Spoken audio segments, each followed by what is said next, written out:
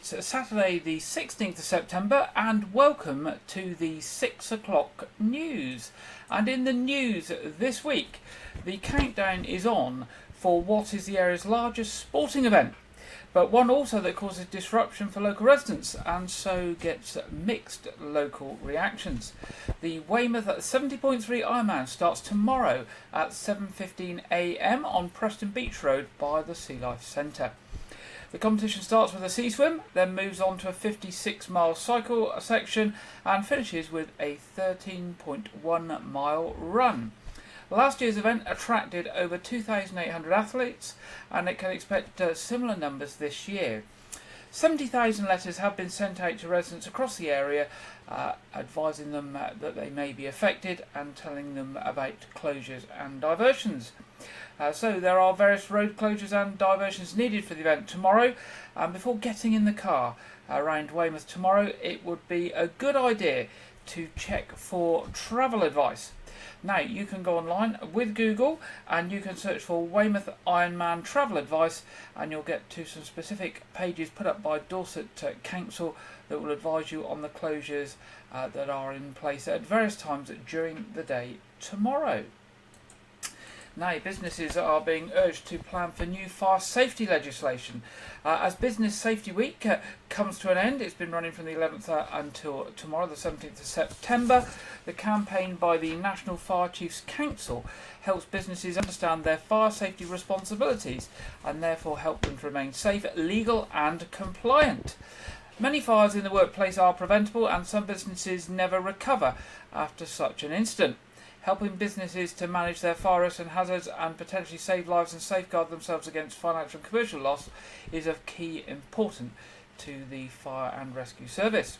Now, from the 1st of October, new fire safety legislation comes into effect. This will mean that many businesses and building owners need to check if and how this affects them to ensure that they comply with the regulations. Now, the main changes are that all businesses will need to record a fire risk assessment and fire safety arrangements in full, regardless of the number of employees and the size or type of the business. There are increased requirements for cooperation and coordination between responsible persons in multi-occupied buildings or those where the occupier and owner are not the same person. And in residential buildings with two or more domestic premises, residents must be provided with information on the risks from fire and fire safety measures provided to keep them safe. Now, Group Manager Graham Cooley from the Dorset Wilts Fire and Rescue Service fire safety team said it's essential that businesses take the time to look at the new fire safety regulations and ensure that their fire risk assessment is properly recorded. All you need to do to keep up to date is visit www.dwfire.org.uk/business-fire-safety, and we'll return to that story again in a couple of weeks' time to remind you. Now, Dorset Police has celebrated the passing out of its new student officers who were recruited as part of the National Uplift programme. The officers joined in March this year and have since completed their initial classroom-based training. To celebrate their achievements, the group came together at a special end-of-course ceremony in Poole this Thursday, joined by their family and friends. The 55 new student officers, which was the largest intake in Dorset Police's history, will now move on to the next phase of their training on the streets of Dorset, where they will continue to learn and develop alongside a tutor. Chief Constable Amanda Pearson said it's always such a pleasure to attend these special ceremonies and to celebrate all that our student officers have achieved and learned over the last few months. I met our student officers on the first day they arrived and it's fantastic to see how they have flourished thanks to their commitment and enthusiasm and the dedication of our training team. Now, as part of the government's Police Uplift programme, Dorset Police recruited 174 new police officers, 8 officers above the allocation set by the government. It was the biggest recruitment drive in the force's history and was in addition to the normal annual officer recruitment required to replace colleagues who resign, retire or leave the force. Now, Dorset Wildlife Trust has been awarded a share of £14.5 million of grant by Natural England as part of the government's commitment to reduce species at risk of extinction in the UK. The grant will help recover some of Dorset's most rare and threatened species, from the sand lizard and lapwing to the great crested newt, greater horseshoe bat and the ladybird spider. The Dorset Species Recovery Programme will implement a series of practical interventions to create and improve habitat for a set of 10 specially selected priority species across 11 Dorset Wildlife Trust nature reserves in Dorset. The priority species are threatened or near threatened and have a need for urgent action if they are to survive. The 10 species are the pillwort, marsh club moss, sand lizard, heath tiger beetle, lapwing, dingy mocker, great crested newt, ladybird spider, fly orchid and greater horseshoe bat. The programme will benefit all wildlife across Dorset. Across heathland reserves, the project will involve creating dry heathland scrapes to enable the sand lizard to create a burrow in which to lay its eggs, and wet scrapes for pillwort and marsh club moss to establish itself. Over in West Dorset, ponds will be created and restored at Kingham and Powstock Common to benefit the great crested newt, and in the north of Dorset, woodland management will aim to provide more habitat for the fly orchid.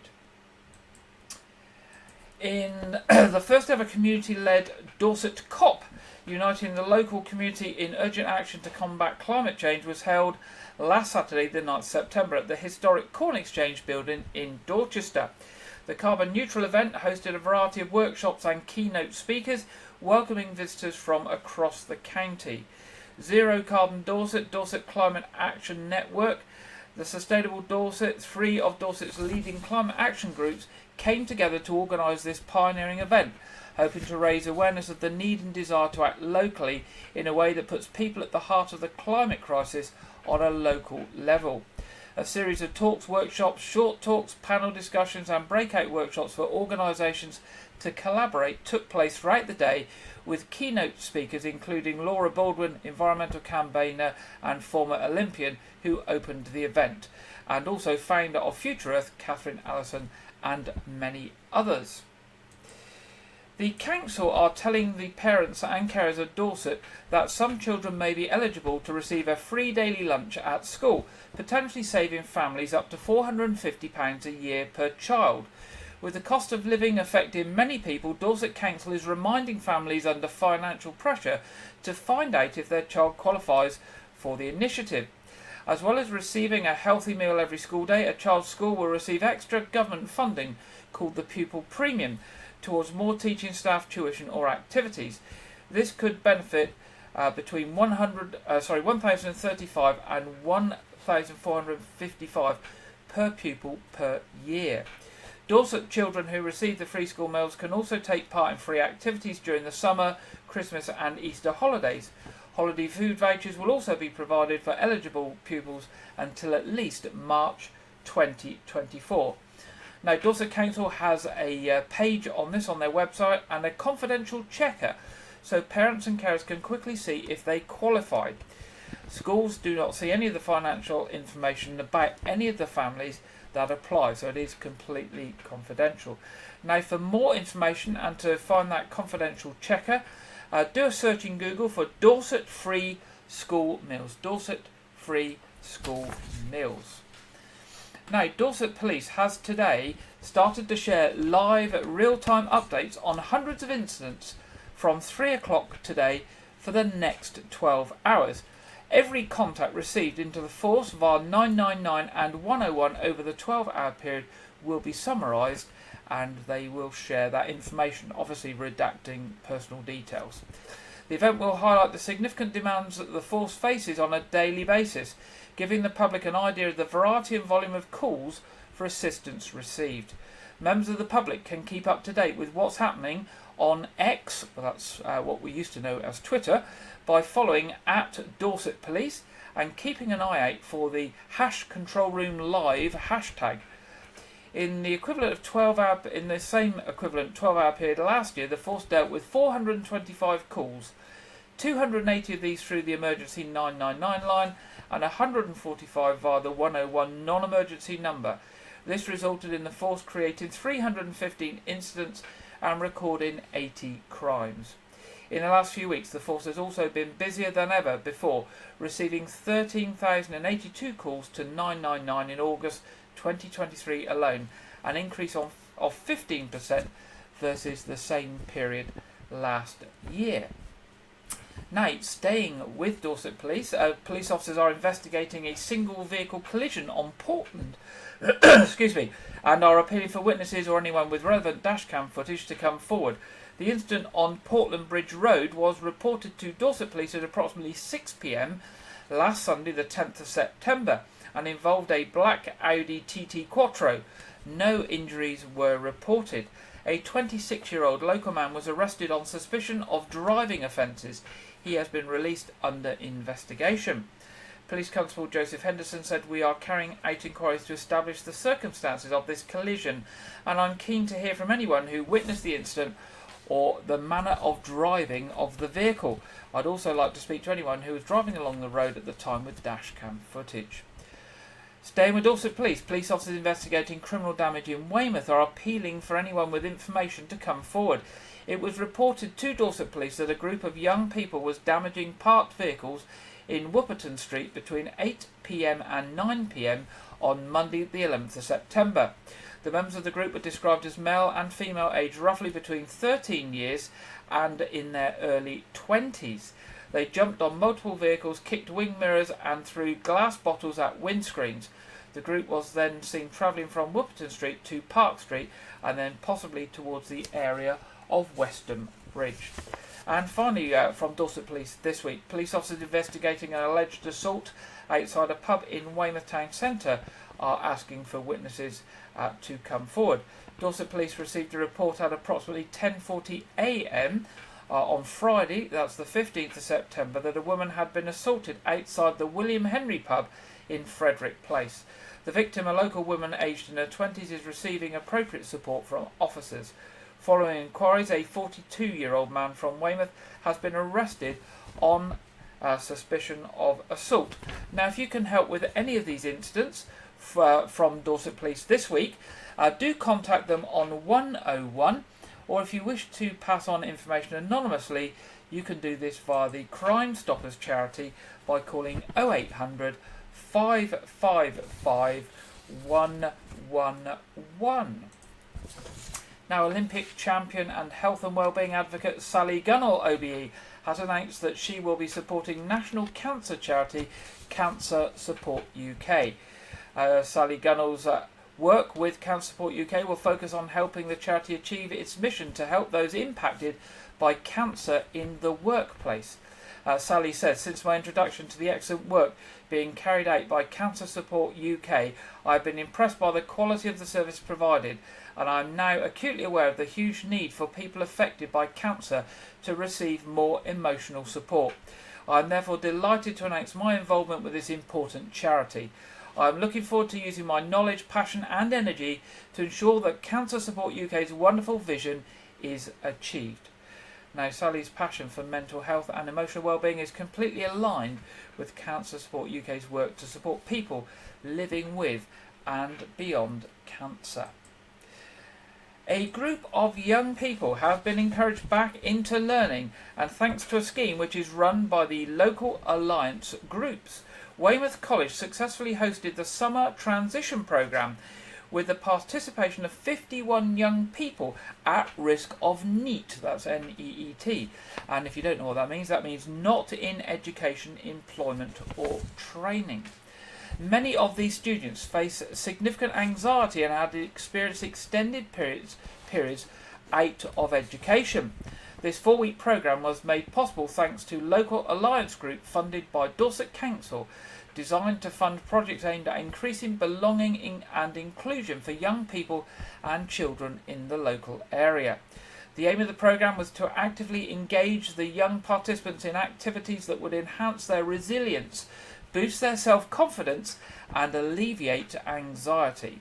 Additionally, the programme aimed to help students understand how to access support before starting college, while gaining a better understanding of the college itself. Students were given the option to select from a range of activities both on and off-site, and the activities included crazy golf, boxing, a trip to Thorncombe Woods, arts and crafts, pizza making, a fashion show, and a sensory awareness day. A dedicated team of staff and volunteers provided one-to-one support to students throughout the programme. Now, the Rotary Club of Dorchester have been out in force today in Dorchester and will be out again on Wednesday between 10 a.m. and 4 p.m, making a street collection to provide aid for those affected by the disaster in Morocco. On Friday the 8th of September, local time, 11 p.m. local time, a 6.8 magnitude earthquake struck, killing over 2,800 and leaving around 2,500 people injured and thousands displaced from their homes. Club President David Harris said all funds raised by the Casterbridge Rotary Club will be donated to Shelterbox. This is a charity set up in 2000 by a Rotarian, and so we know its credentials. Dave continued, money donated will help Shelterbox provide items such as their boxes which contain everything a family needs to rebuild their lives. A shelter, blankets, water purification system, cooking equipment and tools for rebuilding and planting. Now, for more information on that, and if you wish to make a donation, you can contact Dave on the following email: casterbridgerotary@icloud.com. That's casterbridgerotary@icloud.com. Or you can call him on 07977 918130. That's 07977 918130. Now, the British archaeology programme, the Time Team, has begun a dig in Dorset. And anyone that knows me will know that I'm very keen on Time Team. It's one of those things I love to watch. The team has begun a dig investigating an Iron Age complex near Corfe Castle. Time Team, which ran on Channel 4 for 20 years, between 1994 and 2014, returned last year, but this time on YouTube. Now supported by fans financially through the Patreon platform. The programme airs on YouTube, and the programme still showcases archaeological digs with a mix of old and new members of the team. The site at Corfe Castle was put forward by Time Team's own Dr. Derek Pittman and Dr. Lawrence Shaw. Working together with Harry Manley of Bournemouth University, a single test trench uncovered over 1,000 years of history, bridging the transition from the Iron Age into Roman Britain.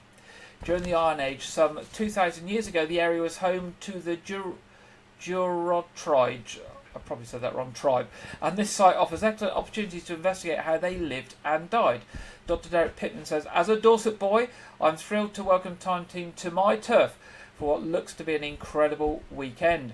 I've honestly never seen so much archaeology in a single trench before, and we think this is just the tip of something much bigger. We're in for a treat.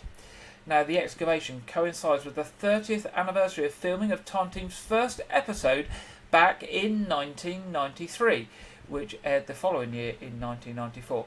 Now, the completed episode will premiere worldwide on YouTube at some future date, so you'll have to watch the space for this. And if you want to help finance the making of Time Team, if that's something that interests you, if you search for Time Team Digital, you'll find a link to Patreon, and you can make a donation to help finance the making of the programmes.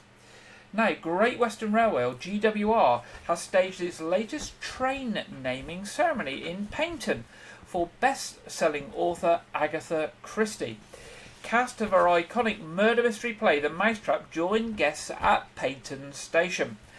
Great Western Railway has named a train after best-selling author and Great Western Agatha Christie. The cast of The Mousetrap, which continues its national 70th anniversary tour at Torquay's Princess Theatre from this weekend until...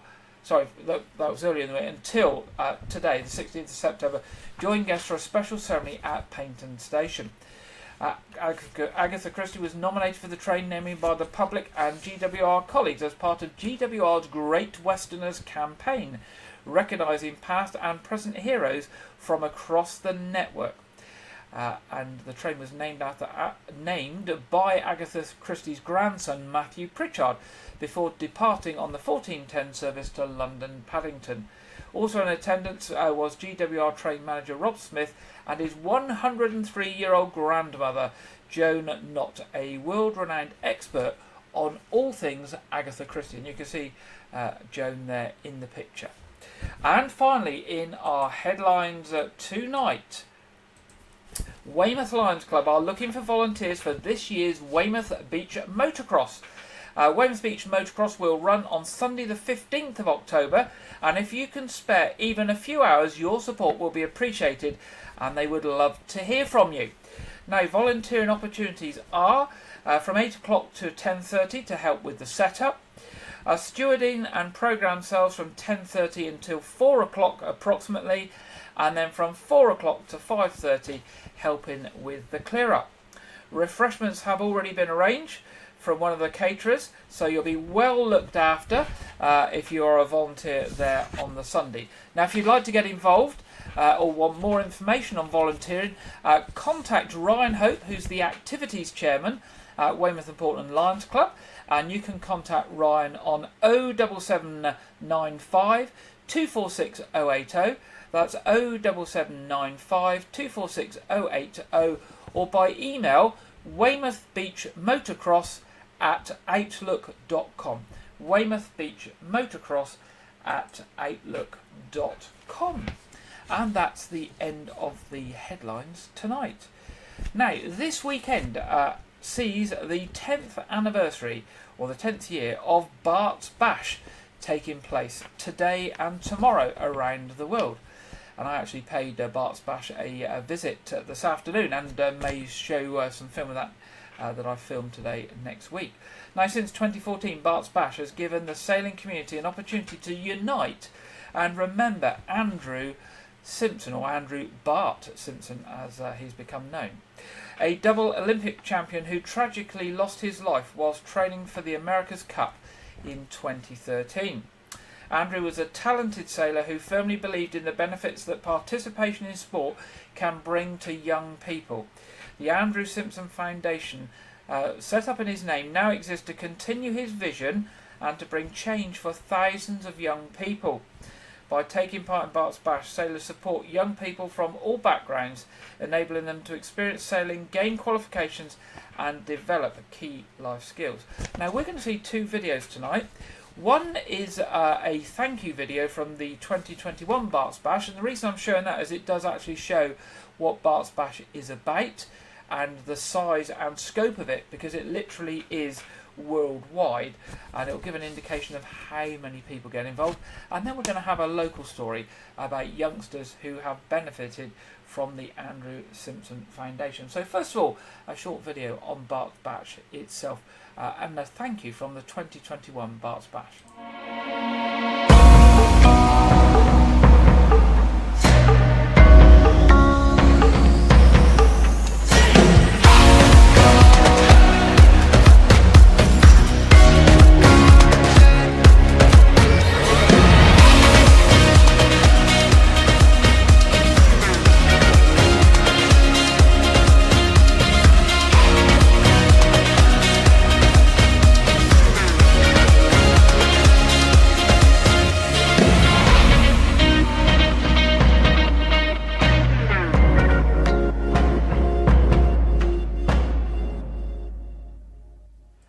So there you go, that's a bit about what Bart's Bash is about and the size of it.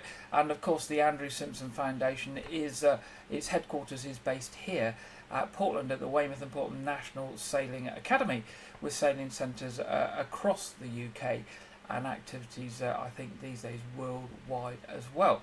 Now we're going to hear from local school Bingham Valley Primary, who attend a weekly club at the Andrew Simpson Centre on Portland, and hear about how it has benefited their young people.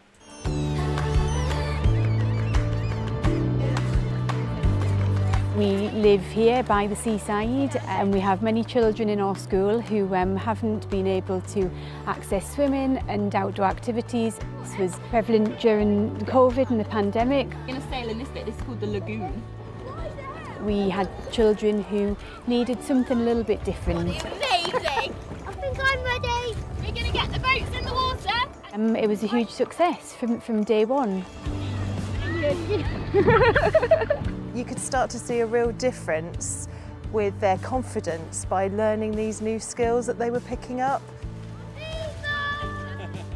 And it took them out of their comfort zone and provided them with a challenge on a weekly basis, where in the beginning they were really afraid to take risks. And that moved on to creating new friendships. Some of the parents were quite nervous in the beginning, particularly as their children weren't water confident, and in fact some of the children couldn't swim. She used to be terrified of water, and now she can actually go in water now and not feel threatened. My legs are still cold and they're in there. Because like I say, I'm a single parent as well, so you know, to be there and see my daughter grow, and even more so thanks to the sailing, and helped her in so many ways. I can't be more appreciative. Look, I love it. I just love it. When coming here with the teachers are over, I'm going to probably ask my dad if he can pay me to come here a couple of days. Do you do extra levels from this as well? Because after this, it's something that I could look forward to Bonnie growing even more so. Yeah.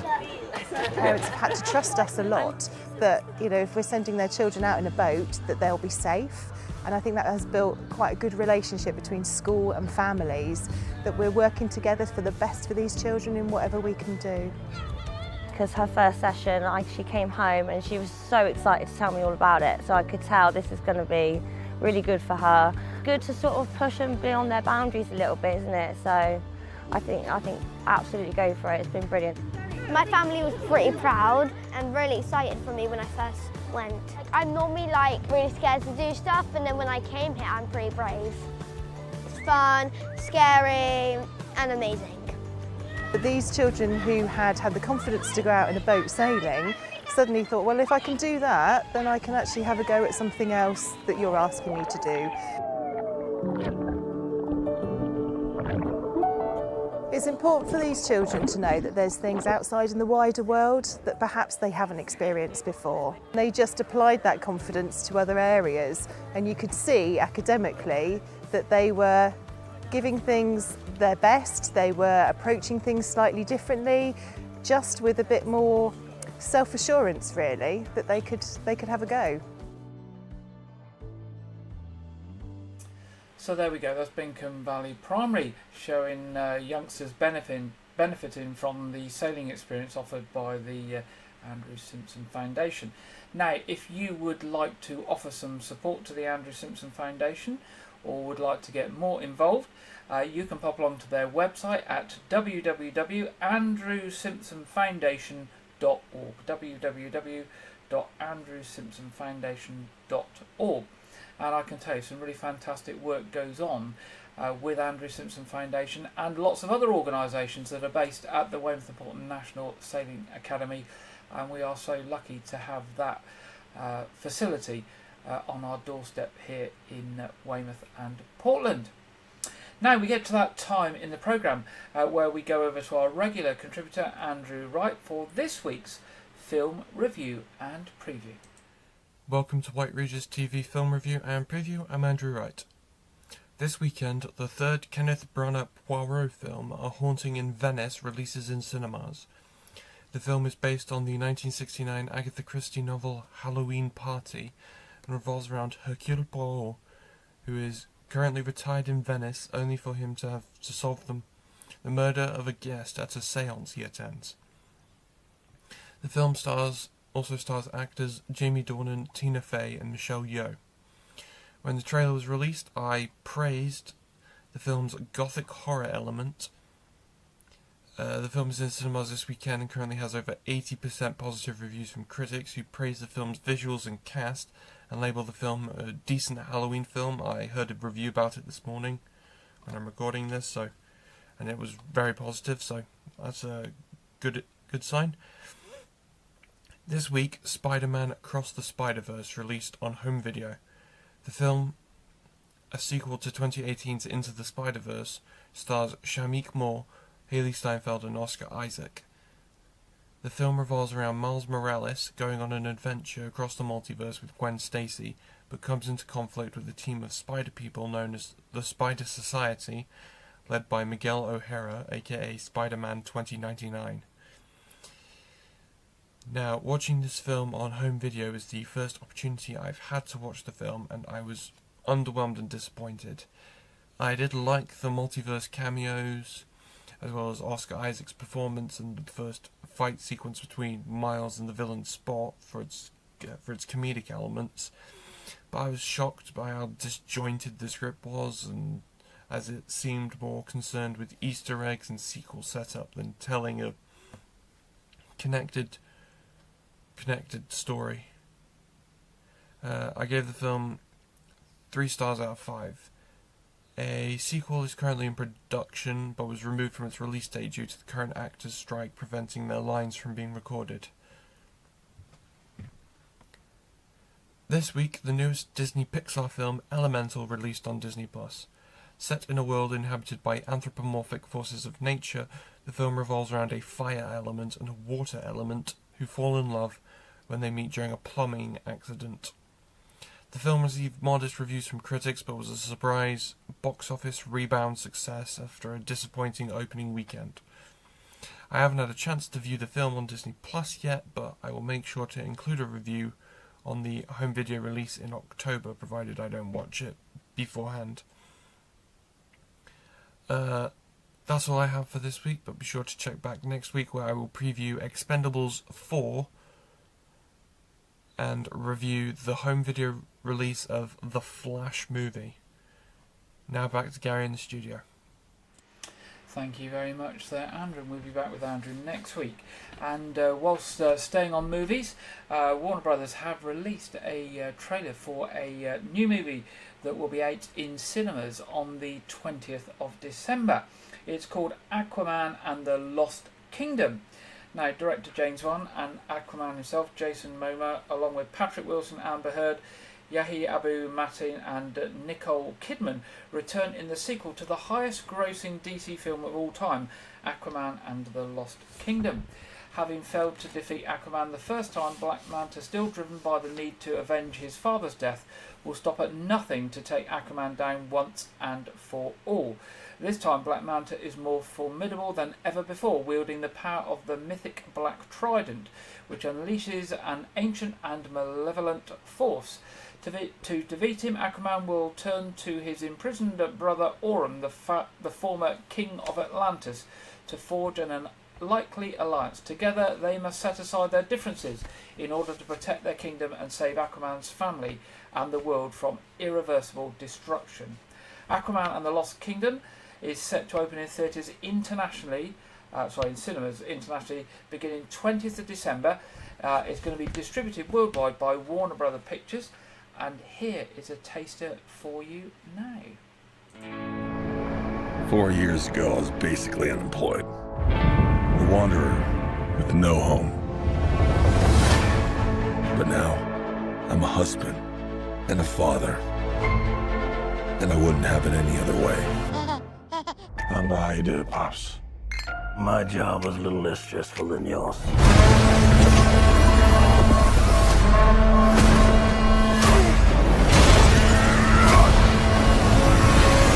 Oh yeah, I finally got a job. I'm the king of Atlantis. 500 million people from every known species in the sea call this place home. But that doesn't mean they all like me. I'm gonna kill Aquaman and destroy everything he holds dear. I'm gonna murder his family and burn his kingdom to ash. He must be stopped, or a global meltdown is imminent. I think I know someone I might be able to help us. Ooh, you look rough. Good job, little brother. High five. Do not call me brother. I cannot believe you let this happen. Yeah, well, I hate this job. True king builds bridges, right?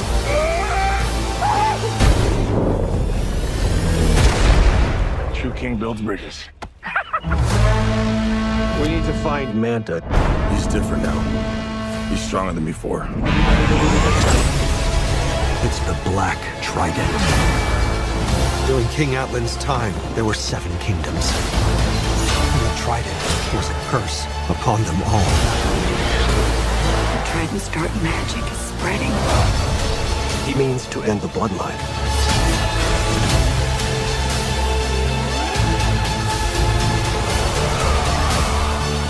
I don't know what lies ahead, but we can't leave our children in a world without hope. You're not as bad at this as you think. If you lead, the Seven Kingdoms will follow.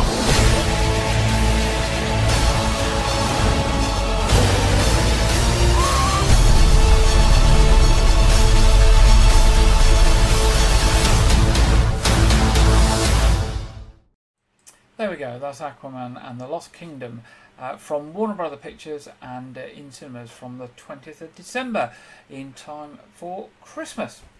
Now it's that time of the programme where we go over to the Met Office and see what the national weather has in store for us this weekend and the week ahead. And this week we are joined by Jonathan Vaultry. Hello there. It is shaping up to be a weekend of contrasts across the UK, and we've already seen that throughout Saturday morning. Quite a dry start for parts of South East England and northwestern areas of Scotland and Northern Ireland. But in between, there's been this lingering rain for southern Scotland, Northern England, and also some heavy pulses that have pushed across southwest England and Wales as well. Both those two areas tending to fade off a touch as we head throughout the rest of today, but still a few sharp areas to watch out for in the southwest, I think. Quite a lot of cloud mixed in with all of that as well, but again for the northwest and the southeast, that's where we'll see the best of the sunshine throughout the afternoon. Still though, quite a contrast in terms of how that's going to feel, and it is this lingering area of cloud that's acting as a boundary line with these frontal systems. To the south of that area of low pressure, bringing in some milder and more humid air, but to the north, a cooler air mass wrapping around an area of high pressure. So for parts of Scotland, Northern Ireland, temperatures generally around average for the time of year, but around mid-teens. If you are in the sunshine, should feel a relatively pleasant autumnal day, but areas that are stuck underneath that cloud throughout much of the afternoon, southern Scotland, Northern England, will feel relatively gloomy and cool. But to the south, where we're feeling in that milder and more humid air, temperatures climbing noticeably above average for the time of year, close towards 28 degrees Celsius in parts of London, where we should be more around 19 or 20 degrees at this time of the year. Generally, as we head into the evening, this mild and humid air is going to win out and start pushing its way further northwards across other areas of the UK. Still accompanied in that some showers initially across the southwest, spreading over towards Northern Ireland as we head into the early hours of Sunday. Some late sunshine for the southeast, but the cloud will build here as well overnight as well. And it's generally then the southern 2/3 of the UK that will hold on to that mild theme, generally mid, particularly high teens across southern areas of England. But a contrast to the north of Scotland, where we hold on to that cooler air mass and the clearer skies throughout the night. Temperatures widely dropping down to 2 to 5 degrees Celsius, maybe some air frost in sheltered rural glens as well. So quite a chilly start to Sunday morning here, but will also be the brightest one. The cloud, though, continuing to steadily progress its way northwards, eventually reaching probably most areas apart from the Northern Isles during the day.